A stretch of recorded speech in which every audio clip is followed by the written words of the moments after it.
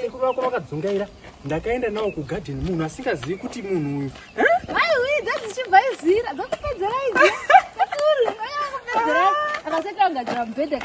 ukauya kumba ndokupa nzungu ndokupa nzungu o handinofarira nzungu dzekukanga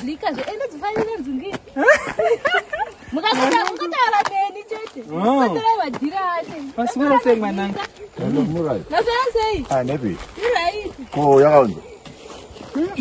chiko matingwasha ine here unobvigwa b ndouya mugwasha handidi zvokunesana newe zvokuti unodya vana vadzvanako handizvikwanisi chimira mwananga chendonomirapo ndouya mwanangu vaswere sei mwananga mwanangu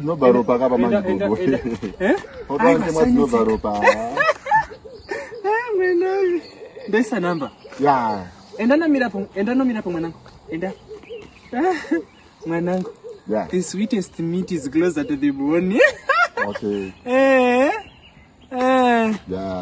Enda nomirapo ndouya saka ndoseva utano munongoseva kuti mamavi my variance wamuzigona go mwanangu age is just a number. Alright. The older the berry, the sweeter the juice.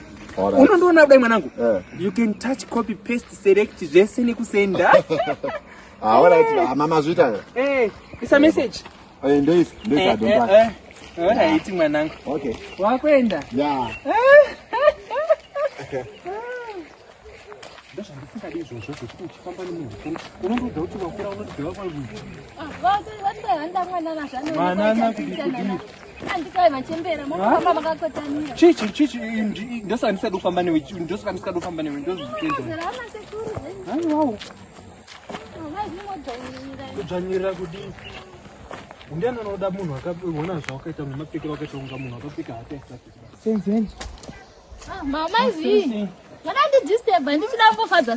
Handisumbofara mwanangu ufunge. Mukomana uya haasati afona. Watakasangana naye parodhi uya. Wamakandidzinga mukanditibva panero. Senzeni. Hayi, chafona. Ndimfonere. Ndopindira papa yangu panyaya dzenyu muri vaviri. Makapana namba mukandidzinga mukandibva pano. Allo. Mwanangu, mkwasha. Makadi. Mom's really say. Ndanga ndati let me check on you. Ndazi ndakubatisa papa. Mama vi inzwai. Ndati miiteka madha. Padindi ne washing ruda kuitwa ka. Nachoda munhu washing. Mati. Nachoda munhu washing. No, ipapo manjika wakutonditadzira manje. Ipapo wakutonditadzira. Ndakakupa namba dzangu inini with favorable interest. Uchiratidza kuti unoda kwautatu izvi zvinhu kuti ndakatora namba dzemunhu anoda kuwacha. Inini ndoita semunhu anoda kuwacha. No, uri papi? Uri papi? Uri papi?